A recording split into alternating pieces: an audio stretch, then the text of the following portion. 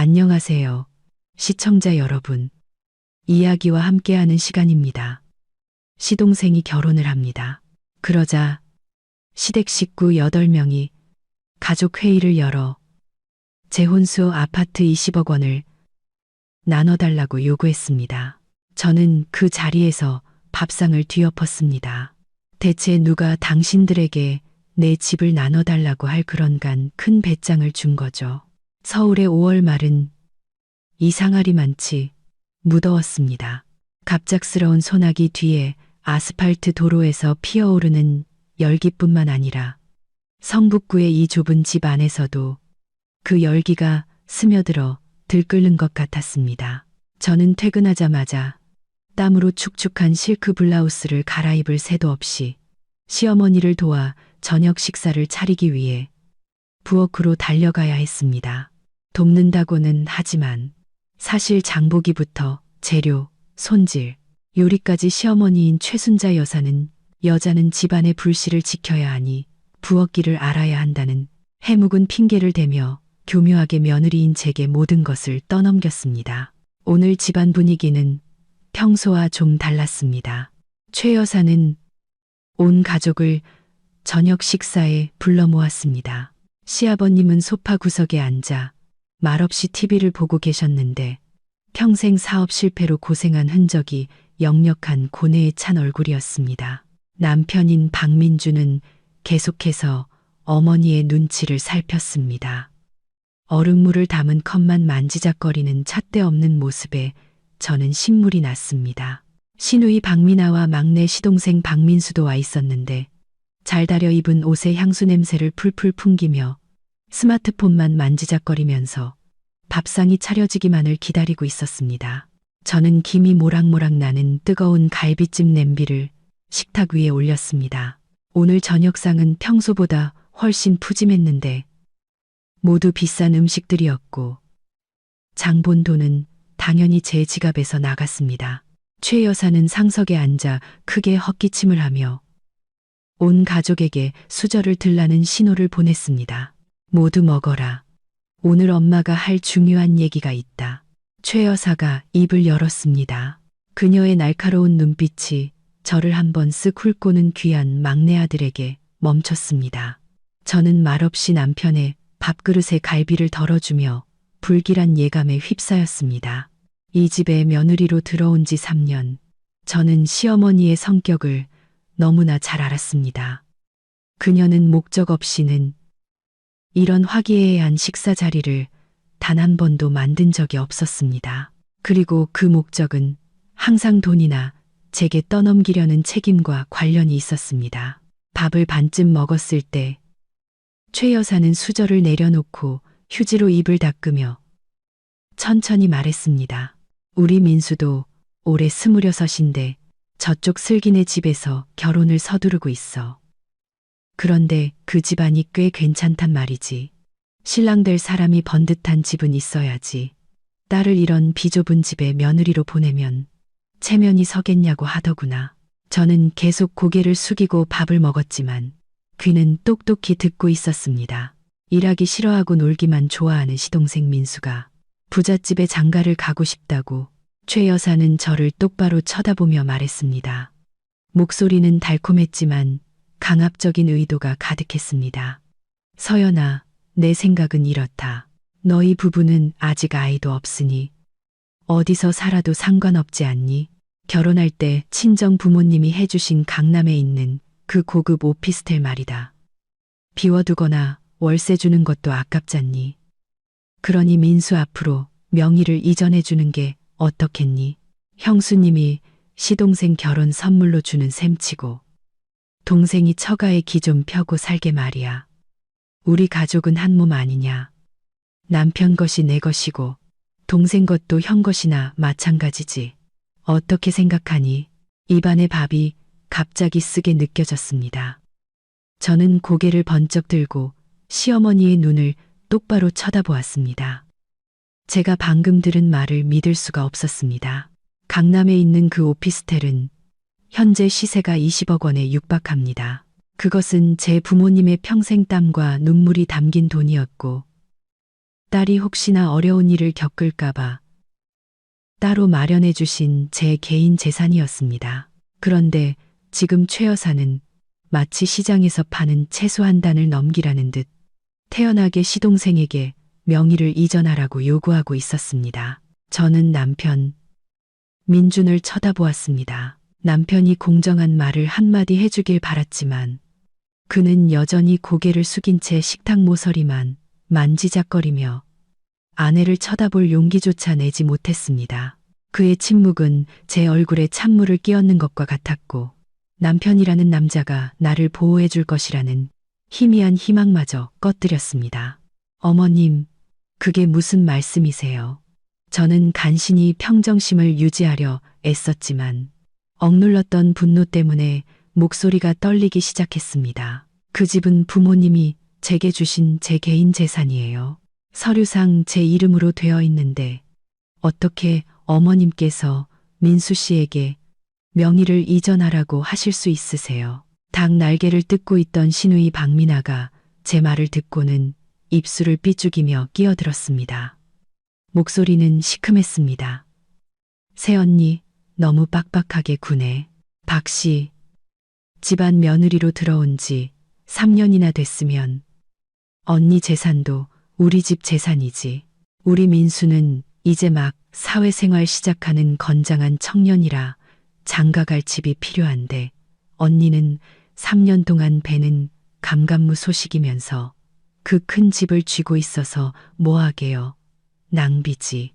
미나의 말 한마디가 바늘이 되어 제 심장을 찔렀습니다. 아이 문제는 저와 민준이 병원을 다니며 노력하고 있는 아픈 부분이었습니다. 그런데 그녀는 바로 이 식사 자리에서 저를 비웃고 짓밟기 위해 그 이야기를 꺼냈습니다. 최 여사는 딸의 말에 고개를 끄덕이며 거들었습니다. 목소리가 더 단호해졌습니다. 네, 동생 말이 맞다. 서연아, 여자는 시집을 왔으면 남편을 따라야 하는 법이다. 자꾸 개인 재산이라는 생각은 버리거라. 민준이도 이미 동의했어. 그렇지. 민준아, 그녀는 아들을 쳐다보았습니다. 그 눈빛에는 협박이 가득했습니다. 민준은 화들짝 놀라 저를 쳐다보았습니다. 시선을 피하며 우물쭈물했지만 한 글자 한 글자 또박또박 내뱉는 그의 목소리는 제게 역겨움을 안겨주었습니다. 서연아, 한번 생각해봐. 어머니 말씀도 일리가 있어. 민수가 결혼하려면 체면이 필요하잖아. 우리가 형, 누나니까 동생을 위해 조금 희생하는 것도 의리 있는 일이지. 나중에 우리가 돈 많이 벌어서 다른 집 사면 되잖아. 희생? 다른 집을 사면 된다고? 20억 원을 그는 깃털처럼 가볍게 말했습니다. 그는 30살이 넘도록 월급은 쥐꼬리만 한 남자였습니다. 집안의 모든 지출은 제 월급과 친정 부모님이 몰래 쥐어주시는 돈에 의존하고 있었습니다. 그런데 이제 와서 무능한 남동생을 위해 제 가장 큰 재산을 희생하라고 저를 설득하다니요. 분노가 큰 바람을 만난 불길처럼 제 안에서 타올랐습니다. 저는 식탁을 둘러보았습니다. 저라는 맛있는 먹잇감을 노리는 탐욕스럽고 이기적인 얼굴들이 보였습니다.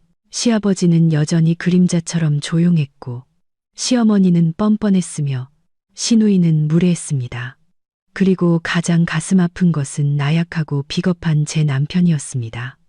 이 운명적인 저녁 식사는 제가 가족이라고 불렀던 사람들의 속마음을 꿰뚫어 보게 해주었습니다. 그들의 눈에 저는 한 번도 며느리나 아내, 형수가 아니었습니다. 저는 그저 그들이 마음껏 파낼 수 있는 금가방을 들고 온 현금인 줄기 타인이었을 뿐입니다. 저는 손에 쥔 젓가락을 꽉 쥐고 숨을 깊게 들이마셨습니다. 식당 안의 공기는 무겁게 가라앉았습니다. 오늘 제가 물러선다면 모든 것을 잃게 될 것임을 알았습니다. 집뿐만 아니라 제 자존심과 부모님의 명예까지도요. 천장의 선풍기가 윙윙거리며 돌아가는 소리가 이글거리는 열기를 쫓아내려는 듯했지만 제 마음 속에서 맹렬히 타오르는 불길을 잠재울 수는 없었습니다. 저는 젓가락을 상 위에 세게 내려놓았습니다. 나무와 도자기가 부딪히는 건조한 소리에 식탁에 앉은 모두가 깜짝 놀랐습니다. 갈비찜을 집으려던 최 여사는 멈칫하며 놀라움에 가득 찬 눈으로 저를 쳐다보았습니다. 죄송하지만 다들 이 집에서 제 위치를 심각하게 오해하고 계신 것 같네요. 저는 더 이상 존중이나 망설임 없이 한자 한자 또박또박 말했습니다. 저는 벌떡 일어나 의자를 뒤로 밀었습니다. 의자 다리가 타일 바닥에 긁히는 소리가 귀에 거슬렸습니다. 저는 민준을 똑바로 쳐다보았습니다. 그의 얼굴에 선명하게 드러난 비겁함을 꿰뚫어 보았습니다. 민준 씨, 희생이 의리라고 했죠. 그럼 지난 3년간 제 희생은 부족했나요? 이 집 생활비는 누가 냈죠? 아버님 약값, 미나 씨 화장품값, 민수 씨 도박 빚은 누가 갚았죠? 바로 저예요. 제가 땀 흘려 번 돈이고 딸 고생할까봐 저희 부모님이 몰래 쥐어주신 돈이라고요. 저는 분노로 얼굴이 파랗게 질렸지만 미처 말을 꺼내지 못하는 최 여사를 향해 돌아섰습니다. 그녀가 끼어들 틈을 주지 않았습니다. 어머님, 며느리로 들어왔으니 제 재산도 박씨 집안 것이라고 하셨죠. 대한민국 민법 어디에도 그런 조항은 없습니다. 강남 오피스텔은 혼인 전 취득한 제 특유 재산입니다. 서류에 제 이름 김서연, 석자가 똑똑히 박혀 있어요. 민수 씨에게 명의를 이전하는 것은 고사하고 그 집에 누구를 들일지 말지는 제 권한입니다. 네가 감히 시어미한테 그따위로 말대꾸를 해. 이 버릇없는 것. 최 여사는 상을 치며 벌떡 일어나 제 얼굴에 손가락질하며 부들부들 떨었습니다. 내가 말했지. 여자는 시집 가면 그 집 귀신이 되어야 한다고. 네가 이 집에 발을 들였으면 이 집 법도를 따라야 해. 애도 못 낳는 주제에 내가 너를 쫓아내지 않은 것만도 다행인 줄 알아. 이제 와서 시동생한테 집 한 채 아까워해? 그녀의 말은 잔을 넘치게 한 마지막 물방울과 같았습니다. 제 안에 남아있던 인내심, 존중, 그리고 작은 정마저 산산조각 났습니다. 가슴이 답답하고 쓰라렸지만 머리는 이상하리만치 맑아졌습니다. 애를 못 낳는다고요. 어머님은 그 원인이 어디에 있는지 잘 아시잖아요. 저희는 경제적으로 안정되면 아이를 가질 계획이었고 의사 선생님도 제 건강은 완전히 정상이라고 하셨어요. 어머님의 끝없는 탐욕을 덮으려고 그런 핑계 대지 마세요. 입 닥쳐. 민수가 벌떡 일어나 제게 달려들려 했습니다. 형수가 뭔데 엄마한테 막말이야? 곱게 말할 때 명의 이전 서류에 도장 찍어. 안 그러면 이놈 성질 더러운 거 보게 될 줄 알아. 민준이 황급히 동생의 팔을 붙잡았지만 입으로는 여전히 낡은 레퍼토리만 반복했습니다. 서연아, 진정해. 이렇게 소란 피우면 이웃들이 비웃어. 어서 어머니께 사과해. 사과요? 저는 비웃었습니다. 억울함과 동시에 해방감에 눈물이 터져 나왔습니다. 저는 사과할 잘못이 없어요. 사과해야 할 사람들은 바로 당신들이에요. 당신들은 나를 파내도 되는 광산으로 여겼죠. 현금을 다 파내니 이제는 내 뼈와 살. 우리 부모님이 사주신 집까지 파내려 하는군요.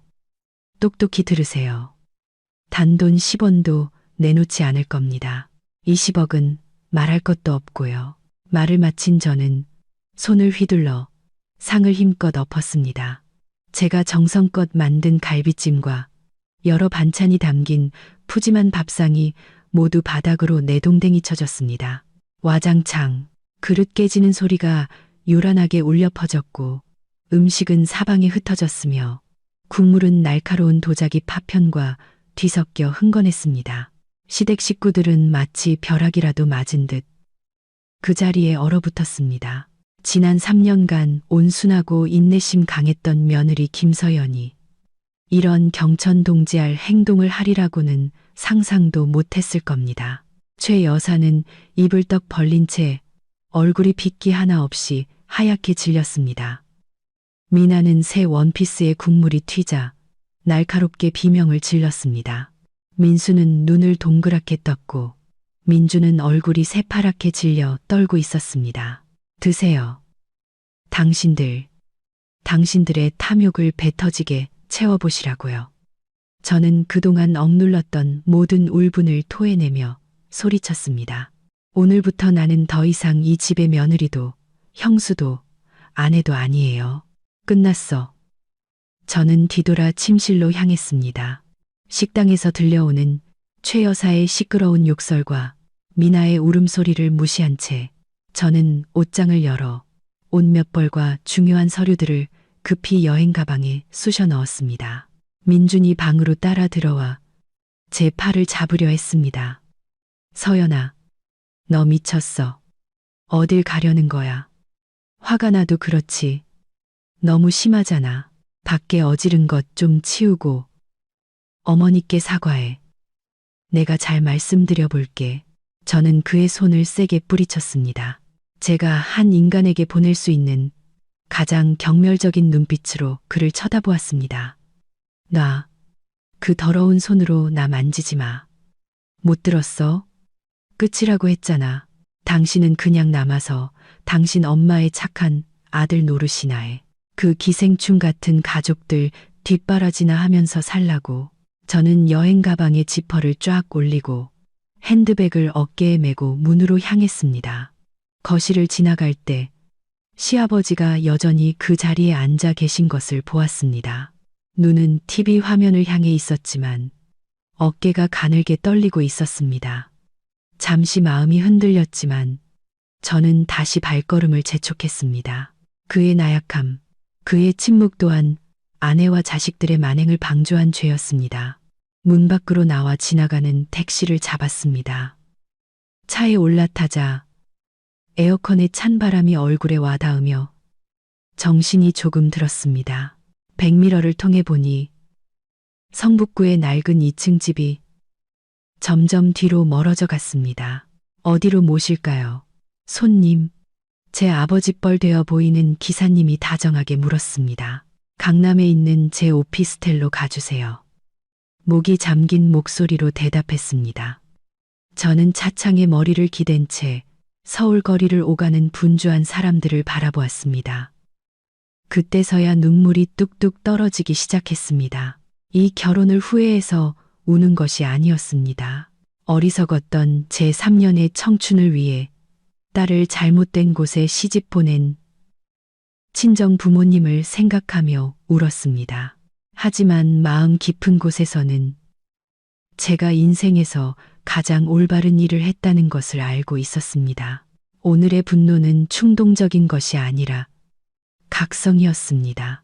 택시는 강남의 고급 오피스텔 로비 앞에 멈춰 섰습니다. 이곳이 제 집이었습니다. 지난 3년간 시댁에서 며느리 노릇에 충실하느라 거의 와보지 못했던 곳이었습니다. 넓고 쾌적하며 햇살이 가득한 집에 들어서자 어깨를 짓누르던 천근만근의 짐을 내려놓은 것 같았습니다. 은은하게 퍼지는 레몬그라스, 아로마 오일 향기가 마음을 조금 진정시켜 주었습니다.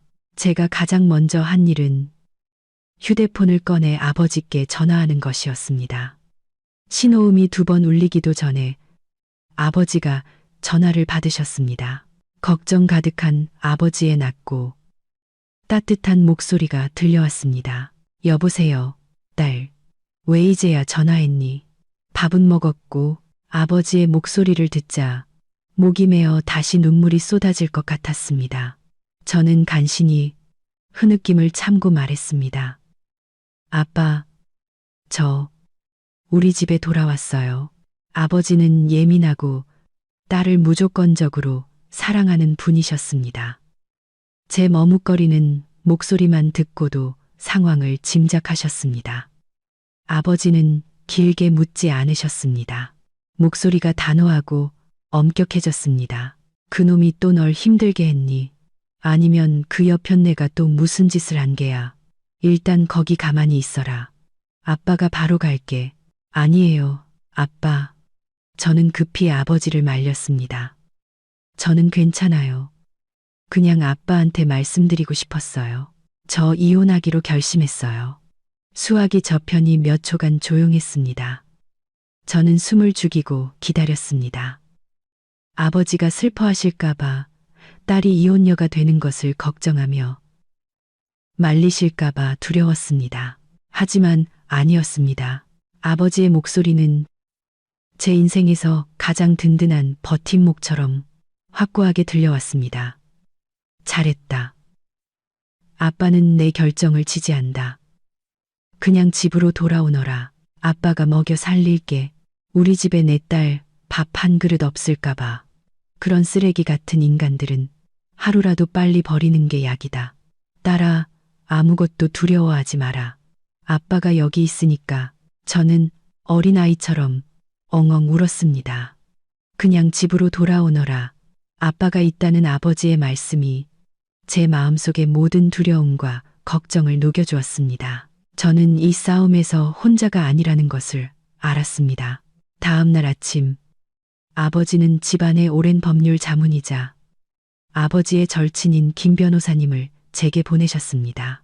50대 중반의 김 변호사님은 품위 있고 침착한 분이셨습니다. 변호사님은 어젯밤 있었던 모든 일을 경청하시고 수첩에 꼼꼼히 기록하셨습니다. 법적으로 이 집은 서연 씨의 특유 재산입니다. 그들에게는 요구할 권리가 없어요. 김 변호사님은 차분한 목소리로 분석했습니다. 하지만 이혼을 신속하게 처리하고 권리를 최대한 보호하려면 강한 정신력을 준비해야 합니다. 저쪽 집안은 그렇게 탐욕스럽고 궁지에 몰려 있을 때 쉽게 포기하지 않을 겁니다. 말이 끝나기가 무섭게 초인종이 울렸습니다. 인터폰 화면을 보니 민준이었습니다. 그는 초췌한 모습으로 문 앞에 서 있었습니다. 옷은 구겨져 있었고 손에는 어디선가 급하게 산 듯한 시든 장미 꽃다발이 들려 있었습니다. 저는 김 변호사님을 쳐다보았고 변호사님은 문을 열라는 듯 고개를 끄덕였습니다. 저는 심호흡을 하고 문을 열어 그를 안으로 들였지만 앉으라고 권하지는 않았습니다. 민주는 안으로 들어와 호화로운 오피스텔을 노골적인 탐욕의 눈길로 둘러본 뒤 제게로 시선을 돌렸습니다. 목소리는 느끼했습니다. 서연아, 이제 화 풀렸어. 어젯밤엔 어머니가 너무 화가 나셔서 말이 좀 심하셨던 거야. 너도 성격이 급하잖아. 부부싸움은 칼로 물베기랬어. 집에 가자.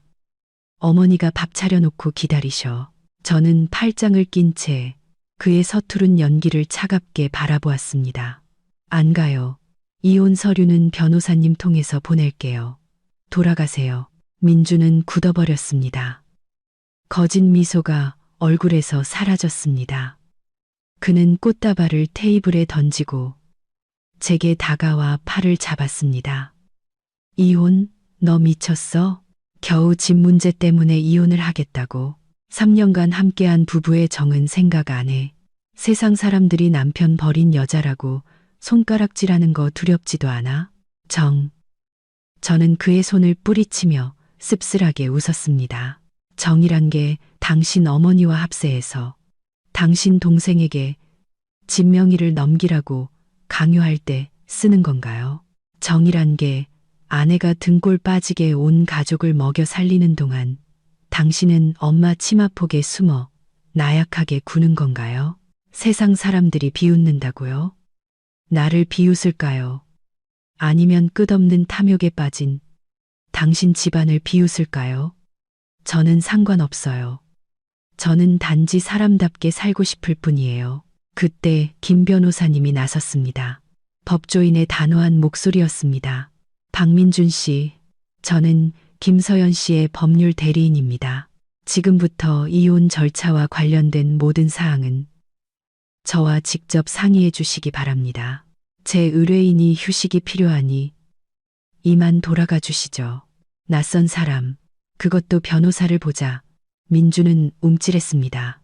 비겁한 본성이 되살아난 그는 몇 걸음 물러서더니 제 얼굴에 손가락질하며 힘없이 위협했습니다. 좋아. 잘났어. 네가 집안이 부자고 돈 좀 있다고 우리 집 가난하다고 무시하는 거지. 이혼이 그렇게 쉬울 줄 알아? 우리 엄마가 가만두지 않을 거야. 그는 분을 사귀지 못하고 돌아가며 문을 쾅 닫았습니다. 저는 그의 뒷모습을 바라보며 마음에 아무런 동요도 느끼지 못했습니다. 그저 연민만 느껴졌습니다. 30이 넘도록 엄마 젖을 떼지 못한 남자에 대한 연민, 그리고 한때 그를 맹목적으로 사랑했던 제 자신에 대한 연민이었습니다. 잘했어요. 김 변호사님이 칭찬하듯 고개를 끄덕였습니다. 하지만 싸움은 이제 시작입니다. 서연 씨. 더 강해져야 해요. 저는 굳은 눈빛으로 고개를 끄덕였습니다. 맞습니다. 저는 물러서지 않을 겁니다. 자유를 포함해 제게 속한 모든 것을 되찾을 것입니다. 민준이 다녀간 후 저는 오피스텔을 정리하기 시작했습니다. 청소를 위해 거실 소파를 옮기다가 소파 틈새 깊숙이 박혀 있는 휴대폰 하나를 발견했습니다. 그것은 민준의 새컴폰이었습니다. 그가 평소에 음악을 듣거나 게임을 할 때 쓴다고 말하던 것이었고, 가끔 들고 다니긴 했지만 메인 유심은 거의 사용하지 않았습니다. 아마 아까 분을 이기지 못하고 돌아가다가 자신도 모르게 떨어뜨린 모양이었습니다. 휴대폰을 집어들었습니다. 화면은 꺼져 있었지만 배터리는 남아 있었습니다. 돌려줄 생각이었습니다. 헤어지더라도 깔끔하게 끝내야 하니까요. 하지만 그때 호기심이 저를 자극했습니다. 3년간의 결혼 생활 동안 민주는 항상 휴대폰을 끔찍이 아꼈고 비밀번호를 철저히 설정해 두었으며, 제가 물어볼 때마다 사생활이라며 말을 잘랐습니다. 잠금, 해제를 시도해 보았습니다. 그의 생일은 아니었고 결혼기념일도 아니었습니다. 시어머니 생일도 아니었습니다. 잠시 생각하다가 그의 옛 연인의 생일을 입력해 보았습니다. 시어머니가 그토록 반대했던 그의 첫사랑이었습니다. 딸깍, 화면이 밝아지며 잠금이 풀렸습니다. 저는 씁쓸하게 웃었습니다. 그의 마음속에는 현재보다, 아내보다 과거가 더 중요했던 모양입니다. 하지만 제 눈에 들어온 것은 옛 연인과의 메시지가 아니었습니다. 카카오톡 아이콘에 읽지 않은 알림이 수십 개 떠 있었습니다. 가장 위에 고정된 이름. 경리티만큼 유나. 심장이 쿵쾅거렸습니다. 유나, 민준이 자기 부서에 새로 들어온 인턴이라며 아주 착하고 일을 가르쳐 달라고 자주 부탁한다고 말했던 그 아이가 어렴풋이 기억났습니다. 저는 떨리는 손으로 채팅방을 열었습니다. 눈앞에 펼쳐진 메시지들은 너무나 노골적이고 더러워서 헛구역질이 날 지경이었습니다. 오빠 오늘 집에 가서 그까탈스러운 할망구가 오빠 괴롭히진 않았어. 우리 오빠 너무 불쌍해. 조금만 더 참아 응. 어젯밤 9시 제가 집을 나온 직후에 유나가 보낸 메시지였습니다. 너무 피곤해. 자기야. 그 미친 여자가 밥상 뒤엎고 집 나가버렸어. 우리 엄마 지금 난리 났어. 근데 걱정 마. 걔나 못 버려. 아직도 날 엄청 사랑하거든. 민준의 답장이었습니다. 그냥 그대로 쭉 가버렸으면 좋겠다. 속 시원하게. 근데 오빠, 나랑 한 약속 잊으면 안 돼? 강남 아파트 받으면 우리 거기서 같이 사는 거. 내가 오빠한테 토끼 같은 아들 낳아줄게. 그 알도 못 낳는 암탉이랑은 다르다고. 걱정 마. 우리 엄마가 다 계획이 있어. 걔가 순순히 명의 이전 안 해주면 뱉어내게 만들 방법이 다 있대. 자기는 태교나 잘하고 있어. 내 사랑, 하늘이 무너지는 것 같았습니다. 태교, 아들, 우리 엄마가 다 계획이 있어. 모든 것이 연극이었습니다. 존경하는 시어머니가 연출하고 나약한 제 남편이 주연을 맡은 완벽하고 잔인한 연극이었습니다. 민수에게 진명의를 이전하라고 저를 압박한 것은 시작에 불과했습니다. 그들의 최종 목표는 제 재산을 빼앗은 뒤 저를 길거리로 내쫓고 임신한 그 내연녀를 들여와 호의호식하는 것이었습니다. 온몸에 힘이 빠져 소파에 주저앉았습니다. 배신감에 수천 개의 칼이 심장을 찌르는 듯한 고통을 느꼈습니다. 단순히 육체적인 배신이 아니었습니다. 믿음과 인간성에 대한 배신이었습니다. 그들은 저를 무엇으로 생각했을까요? 도구, 그들의 탐욕과 이기심을 위한 희생 제물로 여겼던 겁니다. 최 여사는 제가 아이를 못 낳는다고 탓했지만 사실 우리는 계획 중이었습니다.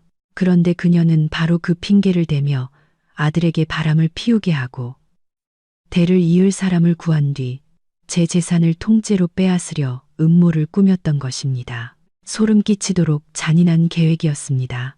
저는 모든 메시지를 캡처하고 대화 화면을 영상으로 녹화해서 제 휴대폰으로 전송한 뒤 안전을 위해 클라우드에 저장했습니다.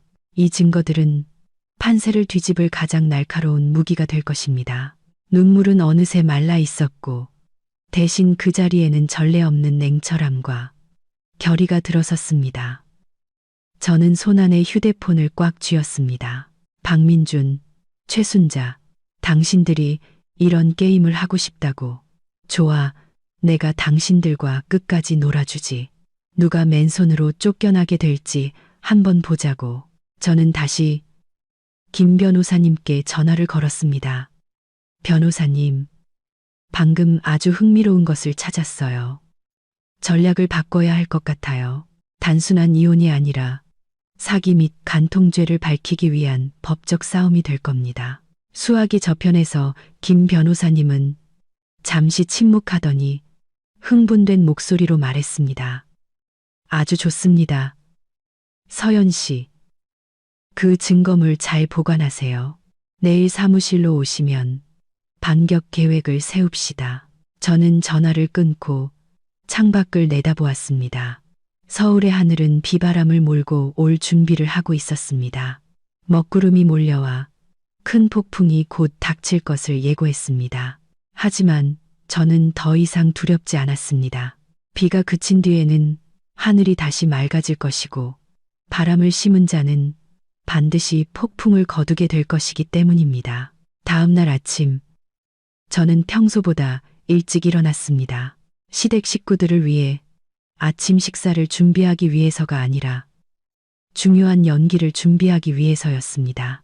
김 변호사님과의 비밀회의 후 카카오톡 메시지만으로는 최 여사 일가를 법정에서 완전히 무너뜨리기에는 부족하다는 것을 깨달았습니다. 그들은 계정이 해킹당했다거나 메시지가 조작되었다고 발뺌할 수도 있었습니다. 저는 직접적인 자백이 필요했습니다. 녹음이 그리고 확실한 영상이 필요했습니다.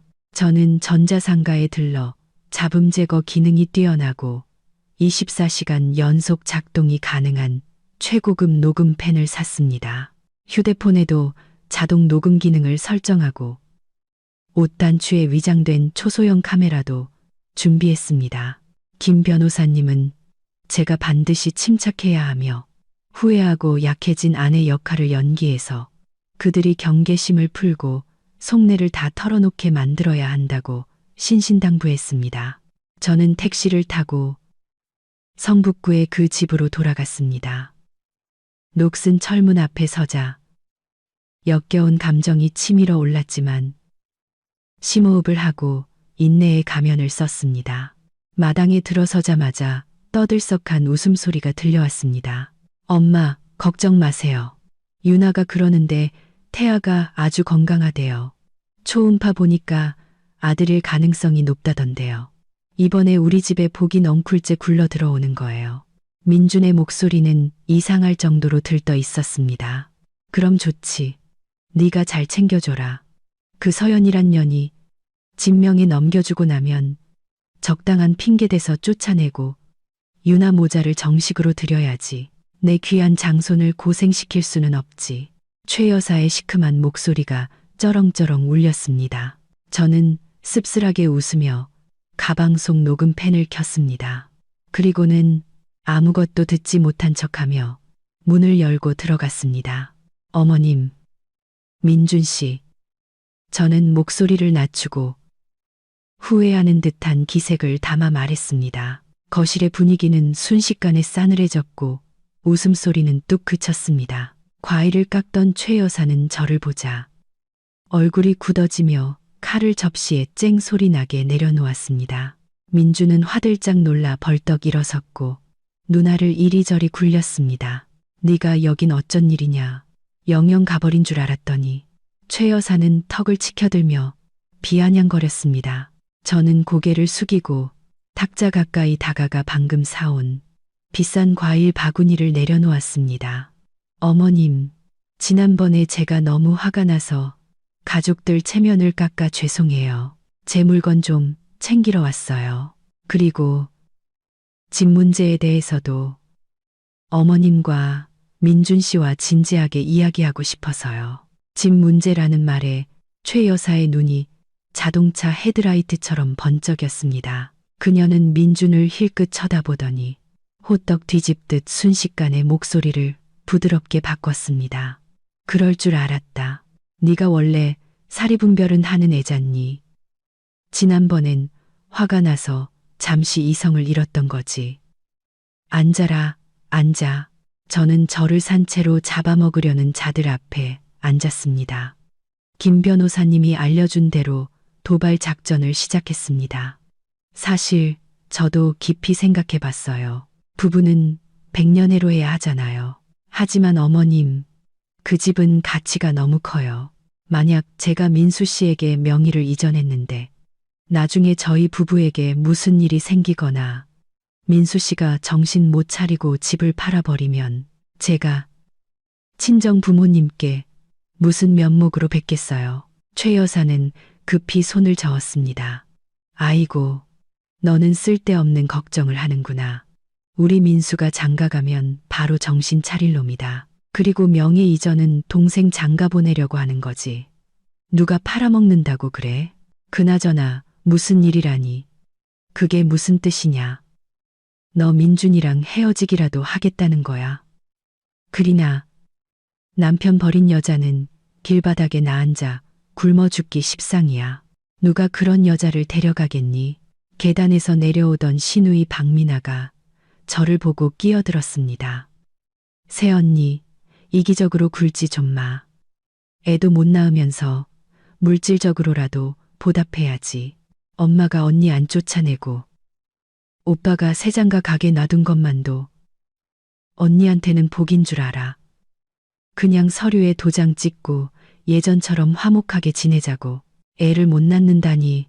저는 억울한 척 눈물을 글썽였습니다. 의사 선생님은 제가 정상이라고 하셨는데요. 혹시 저 대신 애 낳아줄 사람이 따로 있는 건가요? 제 질문은 관역을 정확히 맞췄습니다.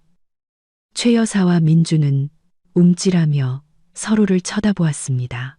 하지만 탐욕과 저를 어리석다고 얕보는 마음 때문에 최 여사는 저를 궁지로 몰아넣기 위해 패를 까기로 결심했습니다. 그녀는 제가 집 문제에 대해 양보했다고 생각하고 이참에 제 길을 완전히 꺾어 놓으려 했습니다. 이왕 이렇게 된 거 나도 솔직하게 말해주마. 최 여사는 몸을 앞으로 숙이며 목소리를 낮췄습니다. 그녀의 말 한마디 한마디가 녹음펜에 선명하게 담겼습니다. 우리 민준이는 대를 이어야 해. 네가 3년 동안 애를 못 낳으니 내가 다른 애를 구해서라도 낳게 해야지. 유나 걔가 지금 내 귀한 장손을 임신하고 있단 말이다. 네가 분수를 알고 순순히 집 명의를 민수한테 넘기고 큰 마누라 노릇이나 조용히 하면 이 집에서 조상님 제사 모시게는 해주마. 그게 아니면 당장 짐 싸서 꺼져. 맨몸으로 쫓겨나게 해줄 테니. 옆에 앉아있던 민준도 뻔뻔한 얼굴로 거들었습니다. 서연아, 나도 난처해. 하지만 유나가 임신했는걸. 내 아이를 버릴 수는 없잖아. 그냥 받아들여. 남자가 아내 열어두는 건 흔한 일이잖아. 민수한테 진명에 이전해주면 내가 너한테 잘해준다고 약속할게. 저는 그 쓰레기 같은 남편의 뺨을 때리고 싶은 충동을 억눌렀습니다. 재산 강탈 음모, 외도 행위, 그리고 인격 모독까지 그들의 명백하고 또렷한 자백이 작은 녹음펜 안에 고스란히 담겼습니다. 그런 거였군요. 저는 고개를 끄덕이며 눈물을 닦고 일어섰습니다. 사실을 알려주셔서 감사해요, 어머님.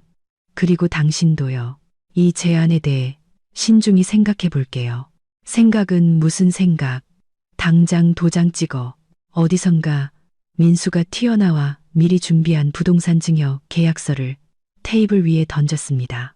이렇게 큰 일은 저희 부모님과 상의를 해봐야죠. 저는 계약서를 집어 곱게 접어 가방에 넣었습니다. 이거 가지고 가서 저희 아버지께 한번 보여드릴게요. 최 여사가 저를 붙잡으려 했지만 저는 재빨리 뒤로 물러섰습니다. 그럼 저는 이만 가볼게요. 내일 정식으로 답변을 드릴게요. 저는 그들이 더 반응할 틈을 주지 않고 등을 돌려 걸어 나갔습니다. 문 밖으로 나오자 심장이 터질 듯이 뛰었습니다. 두려워서가 아니라 희열 때문이었습니다. 저는 제가 필요한 것을 얻었습니다. 이 지옥의 문. 저는 이 문을 영원히 닫을 것이고 떠날 때 이 문이 탐욕스러운 자들의 머리 위로 무너지게 만들 것입니다. 어젯밤 비가 온 뒤 서울의 하늘은 눈부시게 맑았습니다. 황금빛 햇살이 제 앞길을 비추고 있었습니다. 그 길은 자유와 정의의 길이었습니다. 그 거짓투성이 집을 떠나자마자 저는 곧장 김 변호사님 사무실로 향했습니다. 최 여사와 민준의 대화가 한마디 한마디 선명하게 녹음된 파일을 듣고 김 변호사님은 만족스럽게 고개를 끄덕였지만 여전히 그의 눈에는 고심하는 기색이 남아 있었습니다. 이 녹음 파일은 아주 가치가 높습니다. 김 변호사님은 광택나는 원목 책상을 손가락으로 두드리며 말했습니다. 하지만 유나라는 여성에 대해 추가 확인이 필요합니다. 만약 그녀가 정말로 임신했다면 법원은 아이의 권리를 우선시할 겁니다. 이혼이 길어질 수도 있죠. 하지만 만약 이것이 서연 씨를 압박하기 위한 함정이라면 이야기는 완전히 달라집니다. 김 변호사님의 조언에 따라 저는 믿을 만한 사설 탐정을 고용해 오유나에 대해 조사했습니다. 이틀 만에 두툼한 서류 뭉치가 제 책상 위에 놓였습니다. 그 내용은 인간의 뻔뻔함에 소름이 끼칠 정도였습니다. 오유나 24세, 민준의 회사에 입사한 지 6개월 된 신입 회계 직원. 문제는 그녀의 생활 방식이 상당히 문란하며 클럽을 자주 드나들고 여러 남자와 복잡한 관계를 맺고 있다는 것이었습니다. 저는 유나에게 만남을 제안했습니다. 장소는 청담동의 한 고급 카페로 그녀처럼 허영심 많은 사람이 거절하지 않을 곳이었습니다. 유나는 15분 늦게 나타났습니다. 몸매가 드러나는 타이트한 원피스를 입고 짙은 화장을 한 얼굴에서는 교태가 흘렀습니다. 그녀는 저를 보고도 전혀 두려워하거나 어색해하는 기색 없이 오히려 도전적인 미소를 지으며 제 맞은편에 앉았습니다. 김서연 씨, 저한테 무슨 볼일이라도 민준 오빠한테 듣기로는 곧 집에서 나갈 거라던데 아직 미련이라도 남았나 봐요. 유나가 먼저 입을 열었습니다. 목소리는 꿀처럼 달콤했지만 가시가 돋쳐 있었습니다. 저는 태연하게 차를 한 모금 마시고 그녀의 눈을 똑바로 쳐다보았습니다. 바람 피운 거 따지러 온 거 아니에요. 내 남편 놔달라고 애원하러 온 것도 아니고요. 그냥 축하해주고 싶어서요. 유나는 미간을 찌푸렸습니다. 놀란 기색이 역력했습니다. 축하요. 지금 제정신이에요. 네, 당신이 큰 빚덩어리를 떠안게 된 걸 축하해요. 저는 미소를 지었습니다. 그 미소에 그녀는 움찔했습니다. 민준 씨가 재벌인 줄 알아요? 성북동 그 집이 그 사람 소유인 줄 알아요? 아니면 그 사람이 당신과 뱃속의 아이를 책임져 줄 수 있을 거라고 생각해요? 유나는 까르르 웃었습니다.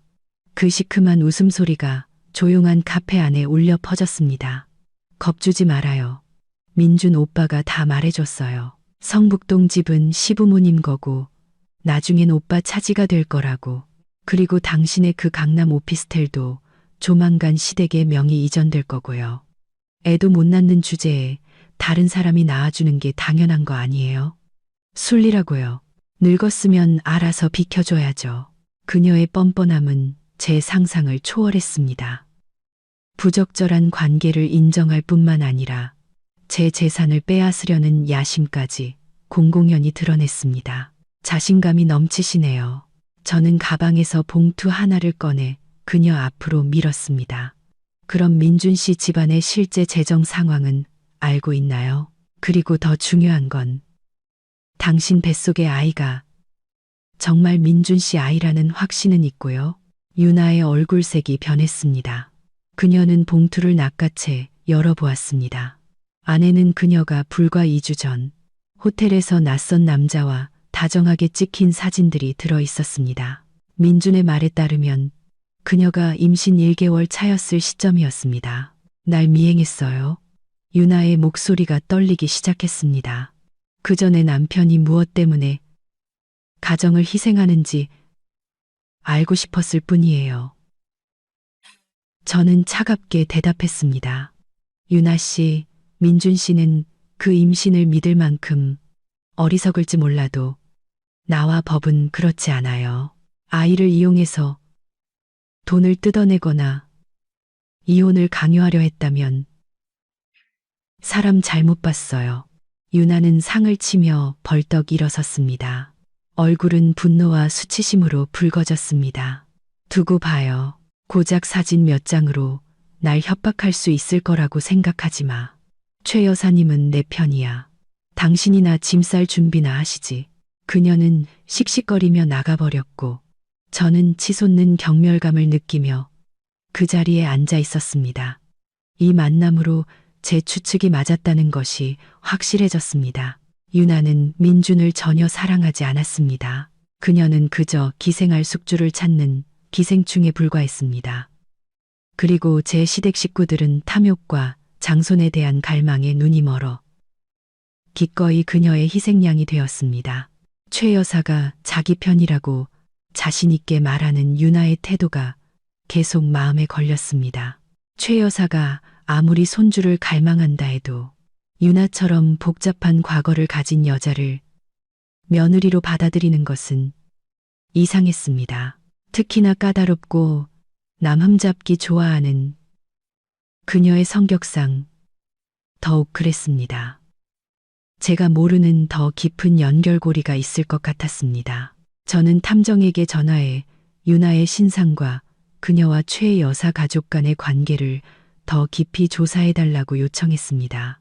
3일 후 밝혀진 진실에 저는 경악을 금치 못했습니다. 오유나는 낯선 사람이 아니었습니다. 그녀는 최 여사의 시골먼 친척의 딸이었습니다. 촌수로 따지면 유나는 최 여사를 이모할머니 뻘로 불러야 했습니다. 이 관계는 민준을 포함한 가족 누구도 모르게 철저히 숨겨져 있었습니다. 최 여사만 빼고요. 모든 것을 종합해보니 소름이 끼쳤습니다. 최 여사가 유나를 민준과 같은 회사에 입사시킨 것이었습니다.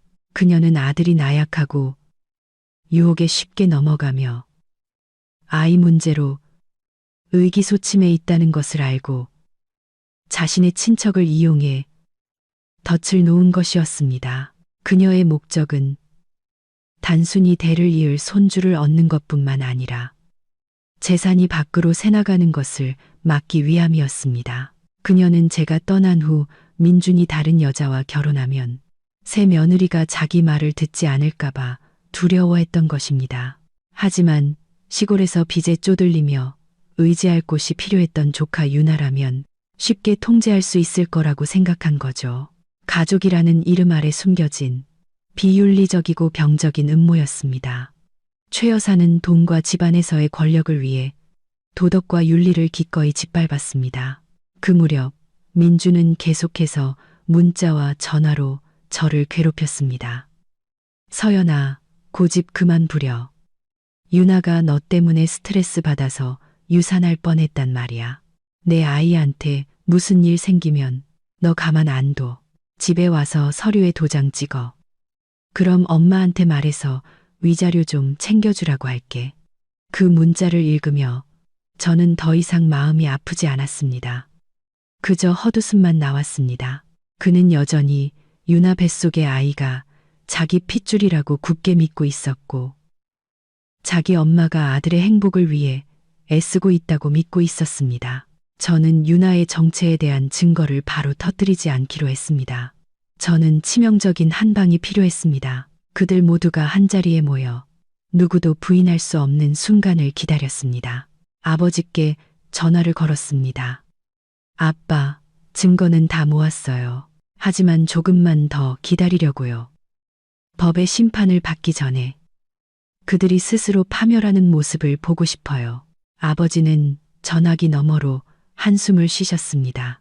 목소리에는 연민이 담겨 있었습니다. 딸아, 내가 하는 일은 뭐든 지지한다만 증오 때문에 네가 지치지 않았으면 좋겠다. 최종 목표는 내 자유라는 걸 잊지 마라. 알아요. 아빠. 곧 이 일을 끝낼 거예요.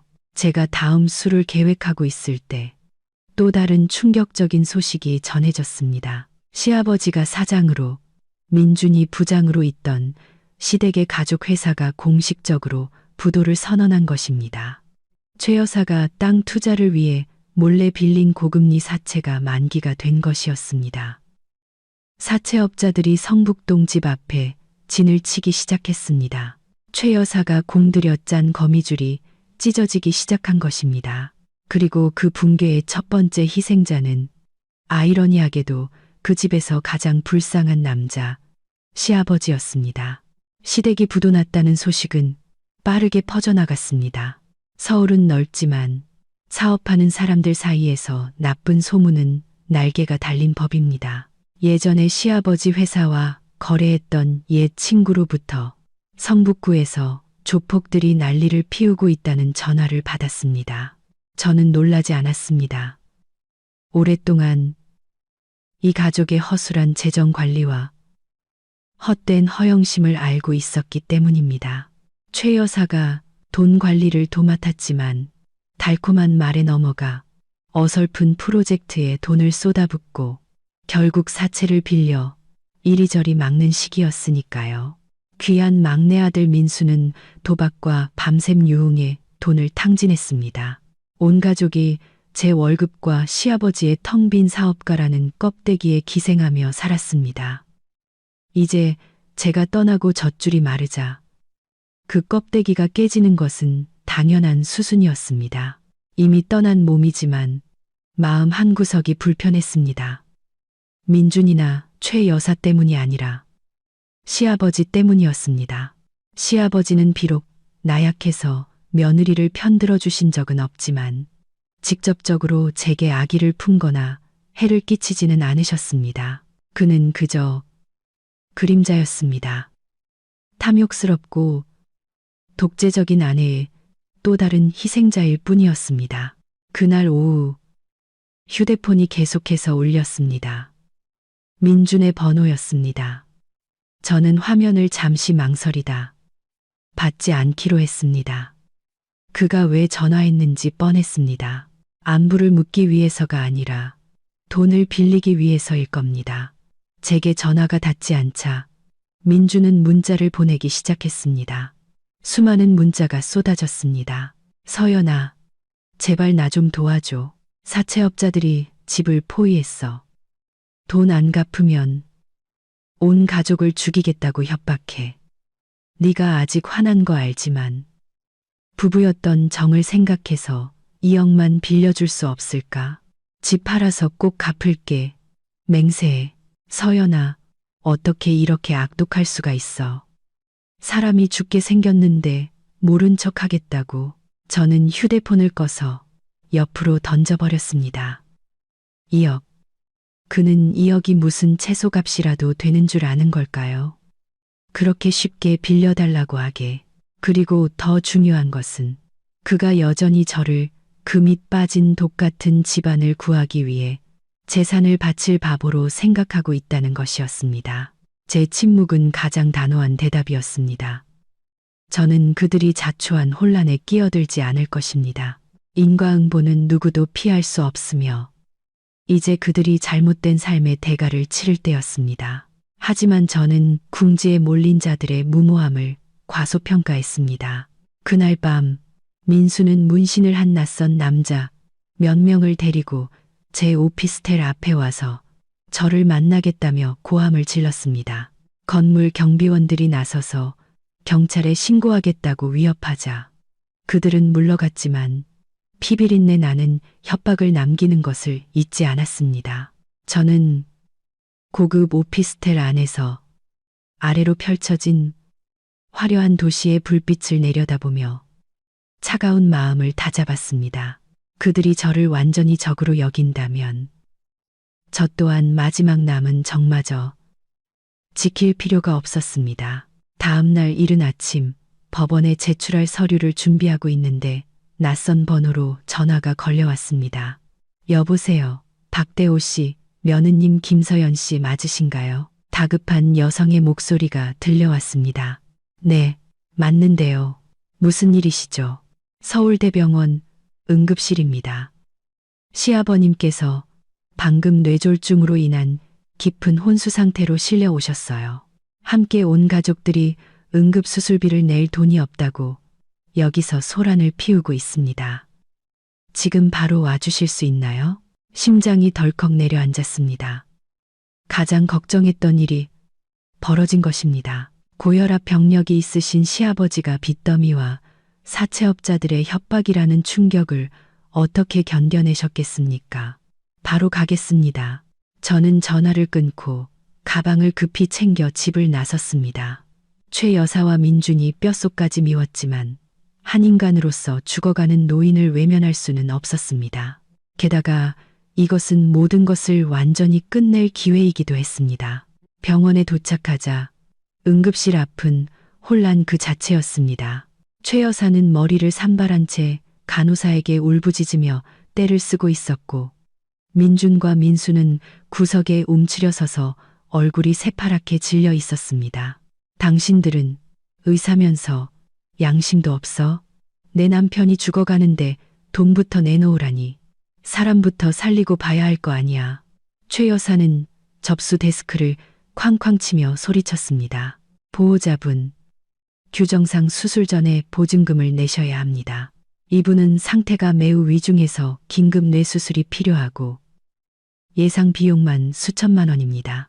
가족분들이 비용을 지불하지 않으면 저희도 수술에 필요한 약품과 장비를 내어줄 수가 없어요.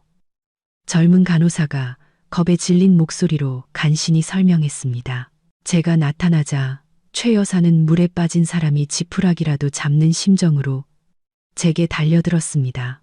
그녀는 제 소매를 붙잡고 흉포함과 애원이 뒤섞인 얼굴로 말했습니다. 서연아, 네가 왔구나. 돈 있니? 빨리 내놔. 내 시아버지가 죽게 생겼잖아. 어서 돈 내. 저는 그녀의 손을 뿌리치고 옷에 묻은 먼지를 털어내듯 차갑게 말했습니다. 진정하세요. 여긴 시장이 아니라 병원입니다. 진정은 무슨 진정. 네 시아버지가 저 안에 누워 있는데 네가 며느리잖아. 책임이 있잖아. 빨리 카드 내놔. 민준도 다가와 마치 제가 여전히 순종적인 아내인 양 명령조로 말했습니다. 저는 민준의 눈을 똑바로 쳐다보았습니다. 제 날카로운 눈빛에 그는 주춤했습니다. 책임이요? 당신들이 저한테 진명이를 넘기라고 강요할 때, 저를 쫓아낼 때 책임이라는 두 글자를 생각이나 해봤어요? 이제 아버님이 쓰러지시니까 제가 며느리라는 게 기억나셨나 봐요? 너 사람이 죽어가는 걸 보고만 있겠다는 거야. 이 악독한 것. 최 여사가 날카롭게 소리쳤습니다. 저는 악독하지 않아요. 그저 확실히 할 뿐이죠. 저는 간호사에게 돌아섰습니다. 지금 내야 할 총 비용이 얼마인가요? 네, 우선 보증금으로 500만 원이 필요합니다. 저는 지갑을 꺼냈지만 최 여사나 민준에게 돈을 주지 않았습니다. 저는 곧장 수납 창구로 향했습니다. 최 여사는 제가 마음이 약해졌다고 생각했는지 신이 나서 따라왔지만 저는 멈춰서서 그녀와 주변 사람들이 모두 들을 수 있도록 또박또박 말했습니다. 이 돈 제가 내겠습니다. 하지만 제가 당신 집안 며느리라서 내는 게 아니에요. 사람 대 사람으로서의 정 때문에, 그리고 아버님이 저를 해치신 적은 없기 때문에 내는 겁니다. 이 돈은 제가 자선단체에 기부한 셈 칠게요. 그리고 오늘 이후로 이 집안의 생사는 저와 아무 관련이 없습니다. 최 여사는 망연자실했습니다. 얼굴이 붉어졌다가 파랗게 변했습니다. 그녀는 욕을 퍼붓고 싶고 제게 달려들어 핥히고 싶었지만 제가 마음을 바꿔 돈을 도로 가져갈까봐 두려워 억지로 분을 삼켰습니다. 시아버지의 입원 수속을 마치고 저는 시댁 식구들과 멀찍이 떨어진 의자에 앉았습니다. 수술은 몇 시간 동안 계속되었고 병원 복도에는 무거운 공기가 감돌았습니다. 그때 민준의 휴대폰이 울렸습니다. 그는 전화를 받더니 갑자기 얼굴이 하얗게 질렸습니다. 뭐라고? 너 지금 어디야? 민준은 전화를 끊고 최 여사에게 무언가 속삭였습니다. 그 말을 들은 최 여사도 펄쩍 뛰며 눈을 동그랗게 떴습니다. 어떻게 된 거야?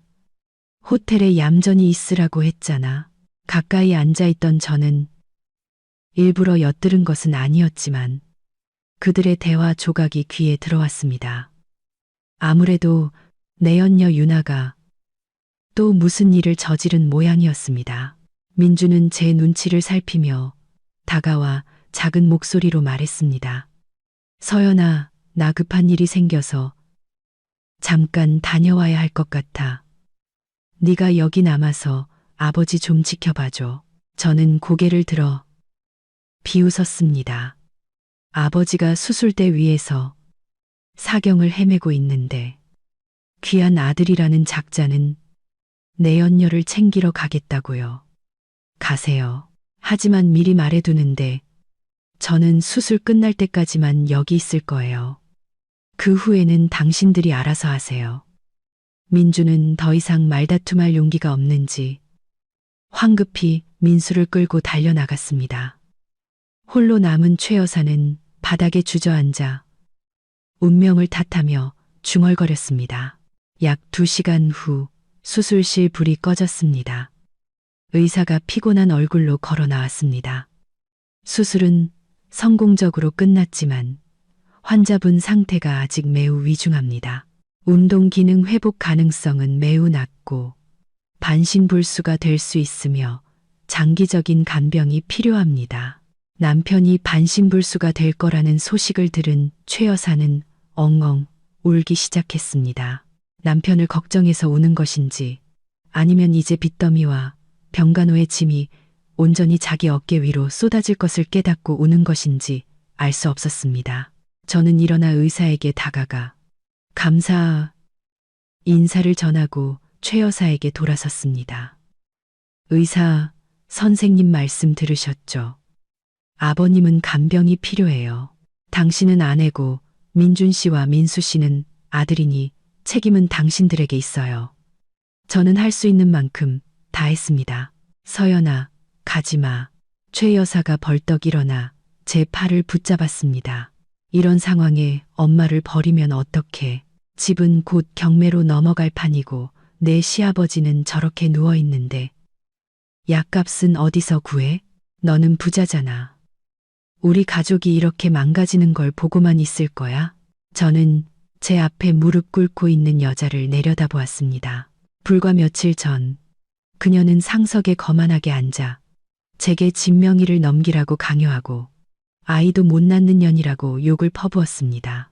이제 그녀는 궁지에 몰린 상처 입은 짐승처럼 비참해 보였습니다.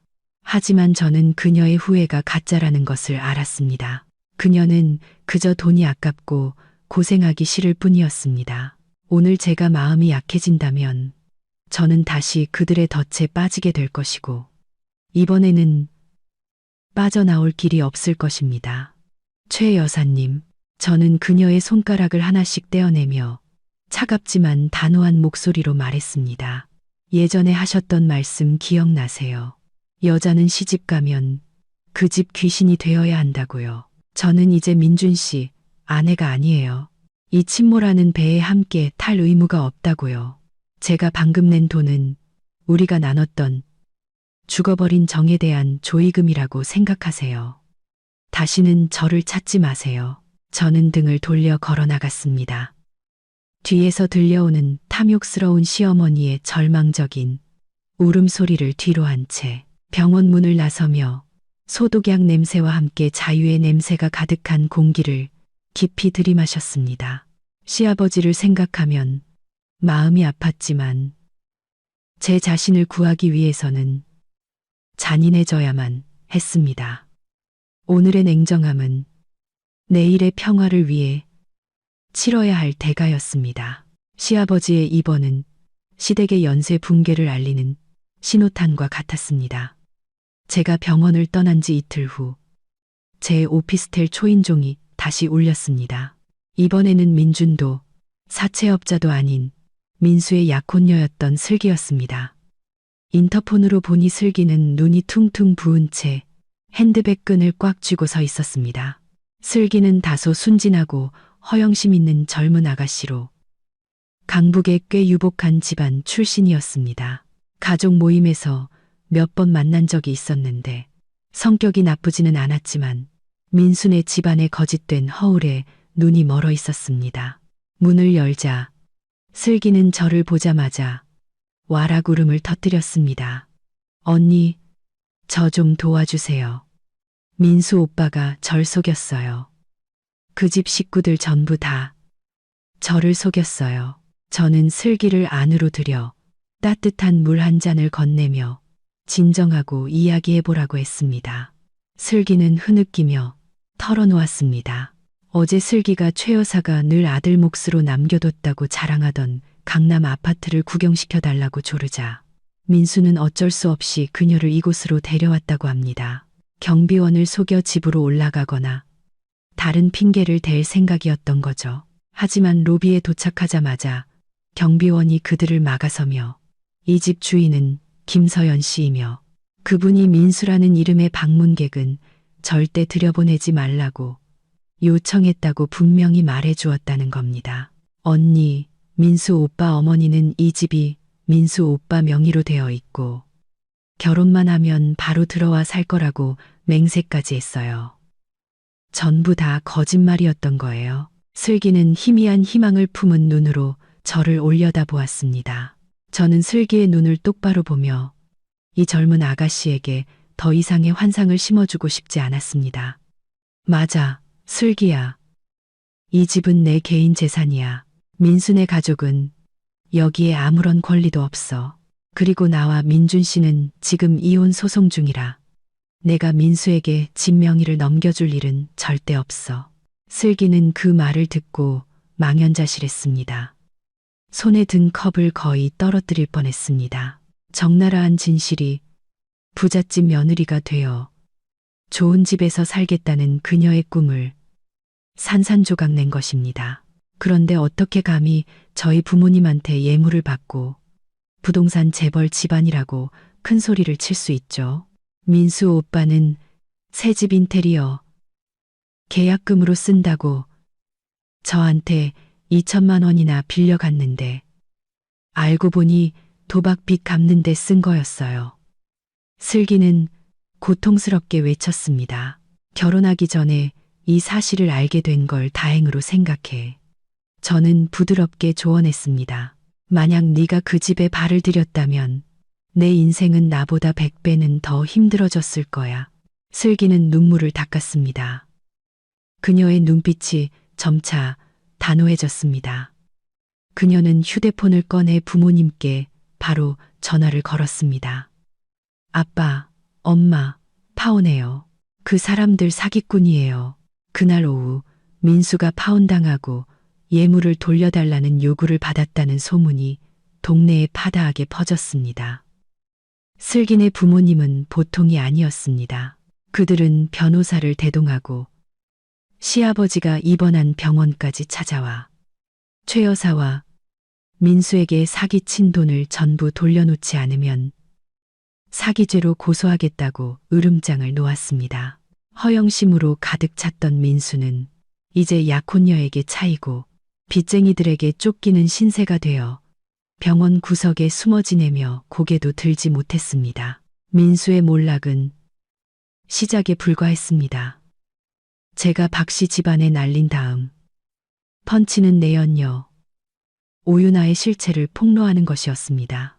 어느 날 오후 제 절친이자 유명 산부인과 의사인 친구에게서 문자를 받았습니다. 서연아, 지금 바로 XX 호텔로 와봐. 방금 유나라는 애가 웬 늙은이랑 같이 들어가는 거 봤어. 네가 전에 보여준 사진 생각나서 바로 알아봤다. 저는 친구가 보내준 주소로 급히 차를 몰았습니다.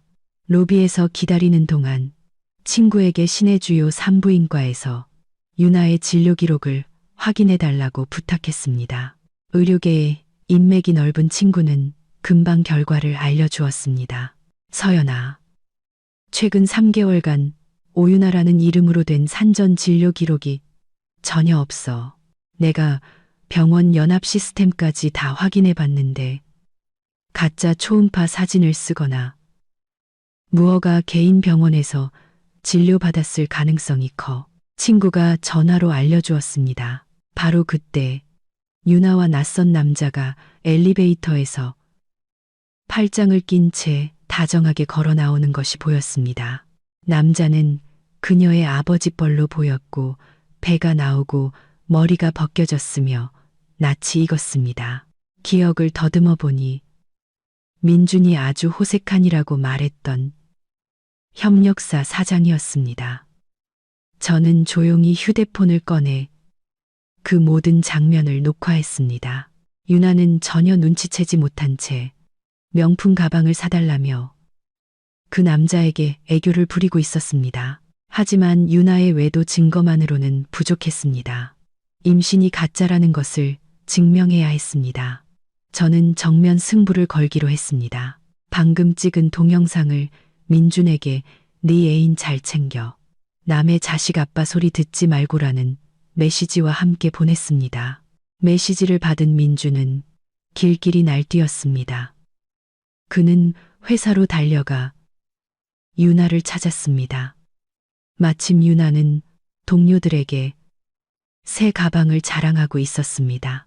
사무실 한복판에서 격렬한 싸움이 벌어졌습니다. 질투에 눈이 먼 민준이 유나를 밀어 넘어뜨렸습니다. 악, 내 아기, 너무 아파. 당신이 내 아기를 죽였어. 유나는 비명을 지르며 배를 감싸고 바닥을 뒹굴었습니다. 어디선가 피가 흘러나와 그녀의 하얀 원피스를 붉게 물들였습니다. 사람들은 경악하며 구급차를 불렀습니다. 민주는 그 자리에 얼어붙어 핏기 없는 얼굴로 말을 잇지 못했습니다. 병원에서 응급실 의사가 심각하지만 어리둥절한 표정으로 나왔습니다. 오윤아 씨, 보호자분 계신가요? 제가 남편입니다. 민준이 떨면서 나섰습니다. 제 아이는 괜찮은가요? 의사는 두꺼운 안경 너머로 민준을 쳐다보며 한숨을 쉬고 고개를 저었습니다. 진정하고 들으세요. 환자는 가벼운 타박상 외에는 괜찮습니다. 그리고 임신에 대해서 말하자면 환자의 자궁에는 태아가 전혀 없었습니다. 흘러나온 것은 몸 안에 교묘하게 숨겨둔 가짜 혈액 주머니였습니다. 환자는 임신하지 않았습니다. 그 말을 들은 민주는 바닥에 주저앉았습니다. 온 세상이 그의 눈앞에서 무너져 내렸습니다. 마지막 희망이었던 어머니가 그토록 바라던 장손, 아내를 버릴 명분이 되었던 그 아이가 모두가 완벽한 사기극이었습니다. 유나는 가짜 양수 주머니를 이용해 민준을 다차매고 돈을 뜯어내며 재산을 차지할 날만 기다렸던 것입니다. 회사에서의 폭행 사건과 가짜 임신 소동은 결정타가 되었습니다. 민준이 근무하던 회사의 경영진은 관리직 직원이 공공장소에서 소란을 피우고 심각한 도덕적 문제를 일으켜 기업 이미지를 실추시킨 것을 용납할 수 없었습니다. 월요일 아침 해고 통지서가 민준과 유나에게 전달되었습니다. 민준은 동료들의 경멸과 조롱 속에서 짐을 싸서 사무실을 떠났습니다.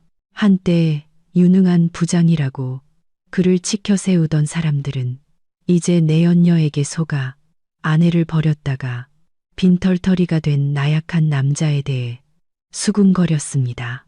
정체가 탄로난 유나 역시 민준이 태교비로 몰래 줬던 얼마 안 되는 돈을 챙겨 자취를 감췄습니다. 민준은 돈도 직업도 명예도 없이 빈손으로 돌아왔습니다. 성북동 집은 이미 은행에 의해 압류된 상태였습니다.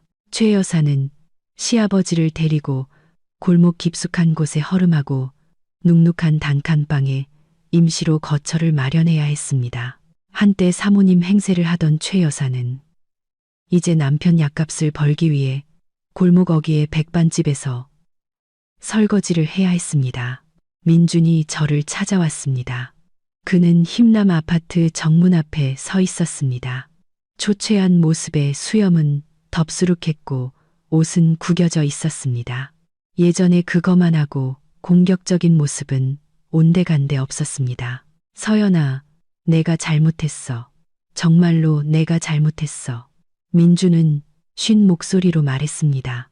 슬한 눈으로 저를 애원하듯 쳐다보았습니다. 난 모든 걸 잃었어. 우리 엄마는 이제 설거지를 하고 아버지는 누워만 계셔. 나도 회사에서 잘렸어. 제발 날 용서해줘. 우리 다시 시작하면 안 될까? 내가 맹세할게. 정신 차리고 일해서 너한테 잘할게. 저는 한때 제 남편이었던 남자를 바라보았습니다. 마음에 아무런 감정도 잃지 않았습니다. 사랑도 미움도 없이 그저 텅 빈 느낌이었습니다. 민준 씨, 엎질러진 물을 다시 담을 수 있을까요?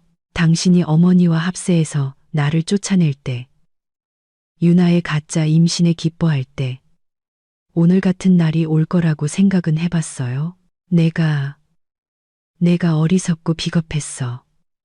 하지만 우리 그래도 부부였잖아. 내가 어떻게 내가 굶어 죽는 걸 보고만 있을 수 있어. 당신은 굶어 죽지 않아요. 손발 멀쩡하고 건강하잖아요. 밖에 나가서 막노동을 하든 배달을 하든 뭐든 할 수 있어요. 정직하게 돈만 번다면요. 더 이상 엄마 치마폭에 숨는 철부지 어른으로 살지 마세요. 모든 성장은 고통을 대가로 치르는 법이에요. 민준 씨, 저는 등을 돌려 안으로 들어갔습니다. 민준이 차가운 철문에 머리를 박고 서 있는 것을 내버려 둔 채 지금 제가 그를 돕는다면 그는 영원히 성장하지 못할 것임을 알았습니다. 며칠 후 이혼 재판을 준비하고 있을 때 최 여사가 찾아왔다는 소식을 들었습니다. 그녀는 혼자가 아니었습니다. 낡은 휠체어에 앉은 시아버지를 끌고 왔습니다. 그녀는 일부러 퇴근 시간, 아파트 로비가 가장 붐빌 때를 노려 비참한 연극을 시작했습니다. 제가 엘리베이터에서 내리자마자 최 여사는 달려와 로비 한가운데에 무릎을 꿇고 부처님께 절하듯 제게 두 손을 모아 빌었습니다. 서연아, 얘야, 내가 너한테 빈다. 빌어. 내 시아버지 좀 살려다오. 아버님 약이 다 떨어졌는데 집에 단돈 10원도 없어. 제발 자비로운 마음으로 5천만 원만 빌려다오. 내가 평생 소처럼 일해서 갚을게. 주변 사람들이 웅성거리며 모여들기 시작했습니다. 그들은 저를 의심의 눈초리로 쳐다보았습니다. 마치 제가 부유하면서도 가난한 시부모를 외면하는 불효막심한 며느리인 것처럼요. 최 여사는 눈물 콧물을 흘리며 비통하게 울었고 가슴을 쿵쿵 치며 극심한 고통을 연기했습니다. 저는 그녀가 대중을 이용해 저를 압박하려 한다는 것을 잘 알았습니다. 5천만 원. 그녀는 저를 돈 찍어내는 기계로 생각하는 걸까요? 그리고 더 중요한 것은 그 돈이 시아버지 약값이 아니라 아들 민수의 도박 빚을 갚기 위한 돈이라는 것을 저는 확신했습니다. 저는 심호흡을 하고 최 여사에게 다가갔지만 그녀를 일으켜주지는 않았습니다. 똑바로 서서 모든 사람이 들을 수 있도록 큰 소리로 말했습니다. 일어나세요.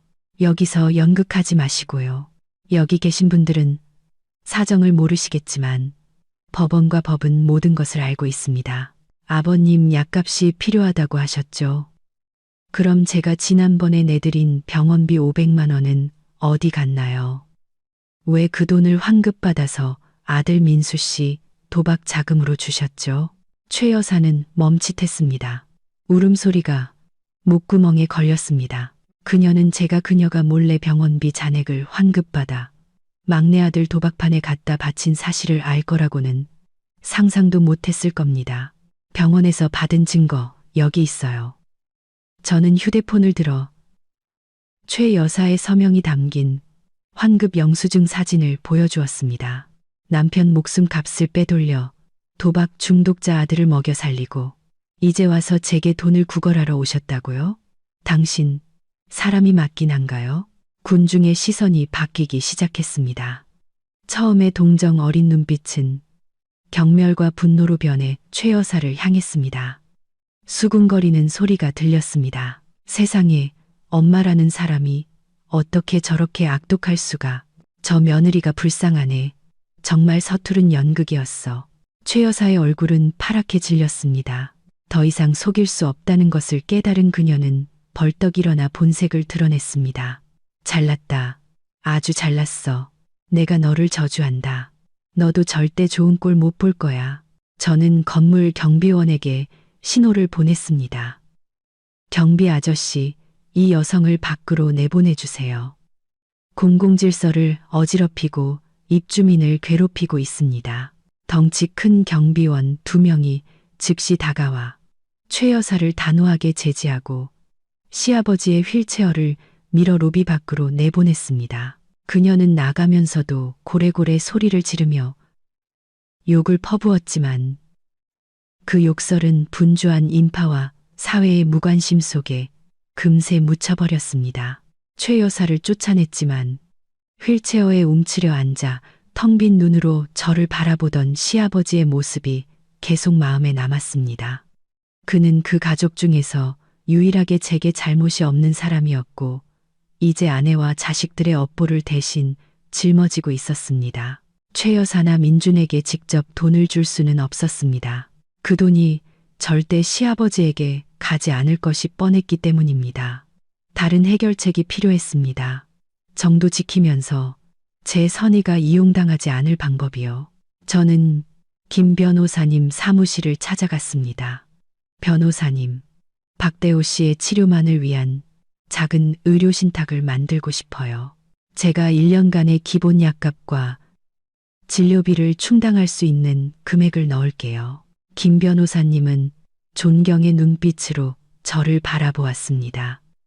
정말 마음이 넓으시군요, 서연 씨. 그들이 한 짓을 생각하면 그런데도 그들을 생각하시다니요. 제 양심을 위해서 하는 거예요, 변호사님. 나중에 돌이켜봤을 때 사람이 죽어가는 걸 보고만 있었다고 후회하고 싶지 않아서요. 하지만 단호한 조건이 있어요. 이 신탁은 변호사 사무실에서 관리하고 병원이나 약국에 직접 지불하는 방식이어야 해요. 최 여사나 민주는 단돈 10원도 현금으로 만져서는 안 됩니다. 알겠습니다. 아주 철저한 계약서를 작성하죠. 그들은 약과 의료 서비스만 받을 수 있고 현금은 받을 수 없습니다. 만약 치료를 거부하거나 현금으로 바꾸려 시도하면 신탁은 자동 해지될 겁니다. 다음 날 김 변호사님이 저를 대신해 허름한 단칸방으로 최 여사 가족을 찾아갔습니다. 처음에는 최 여사가 현금을 달라며 길길이 날뛰었지만 김 변호사님의 단호한 태도와 약이 없어 고통스러워하는 시아버지의 모습에 마지못해 합의서에 서명했습니다. 저는 멀리서 그 모습을 지켜보았습니다. 의료진이 약을 가져와 시아버지에게 주사를 놓는 것을 보고 고통이 가라앉아 펴지는 그의 얼굴을 보며 안도의 한숨을 내쉬었습니다. 그것이 제 마지막 연민이었고 저와 박씨 집안 사이의 모든 원한에 대한 마침표였습니다. 드디어 재판날이 왔습니다. 오늘 서울 하늘은 이상하게도 맑고 푸르렀습니다. 마치 자유를 되찾으려는 제 결심을 응원하는 것 같았습니다. 저는 세련된 흰색 정장을 입고 자신감과 당당함이 드러나도록 가볍게 화장했습니다. 김 변호사님이 증거로 가득 찬 두툼한 서류 가방을 들고 제 옆에 함께 했습니다. 법정에서 민준과 최 여사를 다시 만났습니다. 그들은 참으로 비참해 보였습니다. 민준은 깡마르고 눈은 창막에 들어가 있었으며 낡은 옷은 헐렁했습니다. 최 여사는 옆에 앉아 예전의 거만함은 온데간데 없고 초조함과 불안함이 역력한 얼굴이었습니다. 재판은 꽤 긴장감 있게 진행되었습니다.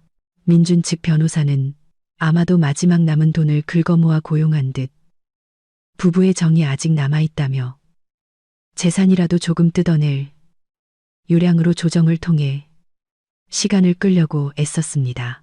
존경하는 재판장님, 제 의뢰인인 박민준 씨는 아직 아내를 매우 사랑합니다. 최근의 갈등은 감정이 격해졌을 때 생긴 오해일 뿐입니다. 양측의 관계를 회복할 시간을 주시기를 요청합니다. 저는 일어나 재판부를 똑바로 쳐다보며 또렷하게 말했습니다. 재판장님, 이해 있습니다. 이것은 오해가 아니라 재산을 강탈하고 혼인 제도를 심각하게 위반한 조직적인 음모입니다. 김 변호사님은 제가 공들여 모은 명백한 증거들을 차례로 제출했습니다. 최 여사와 민준이 저에게 진명의를 넘기라고 모의하는 녹음 파일, 민준과 유나의 외도, 카톡 메시지, 민준이 병원에서 가짜 임신을 인정하는 동영상, 그리고 최 여사가 남편의 병원비를 도박 자금으로 쓴 영수증까지. 증거가 하나씩 공개될 때마다 박씨 집안의 얼굴에 따귀를 날리는 것과 같았습니다. 최 여사는 고개를 푹 숙이고 들지 못했습니다. 민준은 부들부들 떨며 식은땀을 비오듯 흘렸습니다. 판사는 엄격한 눈초리로 그들을 쳐다보았습니다. 피고, 이 증거들에 대해 할 말 있습니까? 판사가 물었습니다. 민준은 우물쭈물하며 일어서서 부인하려 했지만 너무나 명백한 증거들 앞에서 그저 힘없이 중얼거릴 뿐이었습니다. 제가 잘못했습니다. 선처를 바랍니다. 재판이 끝나고 판결은 신속하게 내려졌습니다. 법원은 제 이혼 신청을 받아들였습니다. 강남 오피스텔은 제 특유 재산으로 인정되어 시댁 식구들은 어떠한 권리도 주장할 수 없게 되었습니다. 또한 민주는 제게 상징적인 금액의 정신적 피해보상금을 지급하라는 판결을 받았습니다. 물론 그가 갚을 돈이 한 푼도 없다는 것을 저는 알고 있었습니다. 이혼 판결문을 손에 들고 법원 문을 나섰습니다. 눈부신 햇살이 뜰을 비추고 있었습니다.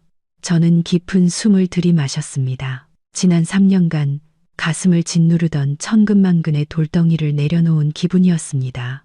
저는 이겼습니다. 소송에서 이긴 것뿐만 아니라 운명에서 이겼습니다. 차에 오르려는데 뒤에서 저를 부르는 소리가 들렸습니다. 서연아, 잠깐만 기다려줘. 민준이었습니다. 그가 숨을 헐떡이며 제게 달려왔습니다. 저는 멈춰서서 태연하게 그를 바라보았습니다. 무슨 일이죠? 민준 씨, 법원에서 판결은 끝났고 우리는 이제 남남이에요. 민준은 제 앞에 서서 두 손을 꽉 쥔 채 후회와 고통이 가득한 얼굴로 말했습니다. 다시 돌아와 달라고 할 염치도 없어. 그냥 미안하다는 말을 하고 싶었어. 그는 잠시 머뭇거리다 목이 맨 소리로 이어갔습니다. 내가 끔찍한 남편이었던 거 미안해.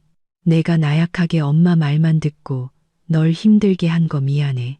지난 3년간 넌 내게 최고의 아내였는데 내가 그 소중함을 몰랐어. 이제 모든 걸 잃고 나서야 그걸 깨달았어. 저는 민준의 눈을 깊이 들여다보았습니다. 이번에는 그의 눈에서 진심이 보였습니다. 아마도 이 혹독한 추락이 정말로 그를 깨닫게 한 모양이었습니다. 하지만 그 깨달음은 우리의 결혼을 구하기에는 너무 늦었습니다. 민준 씨, 저는 부드럽게 말했습니다. 당신의 사과는 받아들일게요. 하지만 그게 당신이 내게 준 상처를 지울 수는 없어요. 그렇지만 당신을 용서할게요. 당신을 위해서가 아니라 나를 위해서요. 더 이상 내 마음에 증오를 품고 싶지 않아요. 홀가분하게 살고 싶거든요. 민주는 눈물을 글썽이며 연신 고개를 끄덕였습니다. 고마워. 나 같은 쓰레기를 용서해줘서. 정말 고마워. 내가 변할게. 이제 일도 하고 아버지도 돌보고 더 이상 엄마에게 내 인생을 휘둘리게 하지 않을 거야. 그건 당신의 몫이죠. 행운을 빌어요. 저는 그에게 마지막 작별 인사를 하고 차에 올랐습니다. 백미러를 통해 보니 민주는 여전히 그 자리에 서서 저를 바라보고 있었습니다. 그의 모습은 외롭고 작아 보였습니다. 더 이상 통쾌함이나 원망은 느껴지지 않았습니다. 그저 가벼운 연민이 느껴졌습니다. 이 폭풍이 지나간 후 그가 진정으로 성장하기를 바랄 뿐이었습니다. 이혼 후 저는 오랫동안 꿈꿔왔지만 가족이라는 굴레에 묶여 시도하지 못했던 단기 유학 계획을 실행에 옮겼습니다. 싱가포르에서 1년간 진행되는 최고 경영자 과정 MBA에 등록했습니다. 이 시간을 통해 마음의 상처를 치유하고 제 경력을 발전시키기 위한 지식을 쌓고 싶었습니다. 부모님은 제 결정을 전적으로 지지해 주셨습니다. 아버지는 가서 세상을 넓게 보고 이 세상이 얼마나 크고 아름다운지 느껴보렴. 더 이상 낡고 어두운 웅덩이에 갇혀 있지 마라. 라고 말씀하셨습니다. 싱가포르는 현대적이고 활기찬 모습으로 저를 맞이했습니다. 저는 다국적 기업에서의 인턴십과 학업에 몰두했습니다. 바쁘지만 흥미진진한 생활 덕분에 과거의 슬픈 일들을 점차 잊어갔습니다. 전 세계에서 온 독립적이고 유능한 여성들과 새로운 친구가 되었습니다. 우리는 경제, 여성의 권리, 그리고 주체적인 삶에 대해 함께 토론했습니다. 이혼은 끝이 아니라 더 찬란한 새로운 장의 시작이라는 것을 깨달았습니다. 주말에는 가든스 바이, 더 베이를 산책하며 화려한 불빛에 슈퍼트리를 감상하곤 했습니다. 마음이 이상하리만치 평화로웠습니다. 저는 더 이상 억압을 견디는 순종적인 며느리도 이혼 소송에서 증오에 가득 찼던 여자도 아니었습니다. 저는 더 강하고 자신감 넘치며 생기발랄한 새로운 버전의 김서연이었습니다. 가끔 김 변호사님을 통해 한국 소식을 듣곤 했습니다. 민주는 작은 회사의 영업사원으로 취직해 월급은 많지 않지만 생활은 할 수 있게 되었다고 합니다. 의존적인 성격도 고치고 낮에는 일하고 저녁에는 아버지를 돌본다고 했습니다. 최 여사도 집을 잃고 남편이 병을 얻는 충격을 겪은 후 예전의 날카로움이 많이 누그러져 시장에서 소소한 장사를 하며 지낸다고 했습니다. 민수는 빚을 갚기 위해 해외 노동자로 나갔다고 합니다.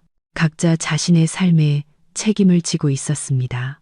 1년은 눈 깜짝할 사이에 지나갔고 저는 우수한 성적으로 학위를 마치고 한국으로 돌아왔습니다. 서울은 여전히 시끄럽고 활기찼지만 제 눈에는 이상하리만치 정겹게 보였습니다.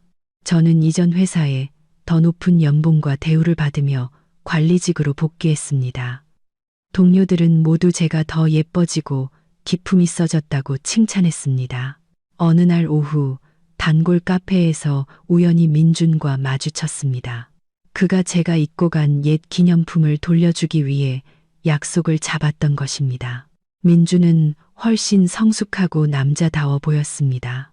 그는 수수한 셔츠를 입고 차분하게 말했습니다. 잘 지냈어? 외국에서 공부하고 왔다며. 축하해. 민준이 온화하게 웃었습니다. 고마워요. 전 아주 잘 지내요. 당신은 어때요? 아버님은 괜찮으시고요?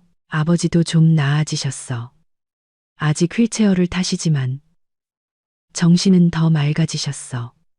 물리치료받게 해드리려고 열심히 돈 모으고 있어. 우리 엄마도 많이 변했어. 예전처럼 욕심 부리지 않으셔. 우리는 오랜만에 만난 친구처럼 이야기를 나눴습니다. 더 이상 원망도 책망도 없었습니다. 모든 것이 바람처럼 구름처럼 가벼웠습니다. 서연아, 민준이 머뭇거렸습니다. 그 의료 신탁 정말 고마웠어. 그게 아니었으면 아버지는 작년 겨울을 넘기지 못했을 거야. 이 은혜는 평생 잊지 않을게. 지난 일은 이제 그만 얘기해요. 당신이 잘 살면 된 거죠.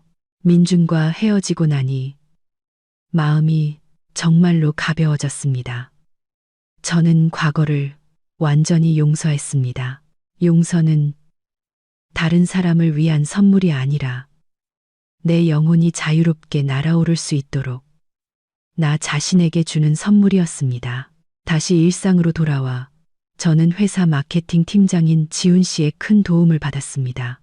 지훈 씨는 저보다 2살 많았고 재능 있고 신사적이며 매우 섬세한 남자였습니다. 그는 제가 파탄난 결혼 생활로 힘들어할 때부터 조용히 저를 지켜봐주고 도와주었지만 결코 선을 넘지 않았습니다. 이제 제가 자유로운 여성이 되자 지훈 씨는 비로소 제게 다가오기 시작했습니다. 그는 맹렬하게 대시하는 대신 부드럽고 끈기 있게 제 곁에서 모든 기쁨과 슬픔을 들어주고 나누었습니다. 한강변의 낭만적인 어느 날 저녁, 지훈 씨가 저녁 식사에 저를 초대했습니다. 반짝이는 촛불과 감미로운 음악 아래 그는 제 손을 잡았습니다. 그의 눈빛은 진실하고 따뜻했습니다. 서연 씨, 당신이 많은 상처를 받았다는 거 알아요.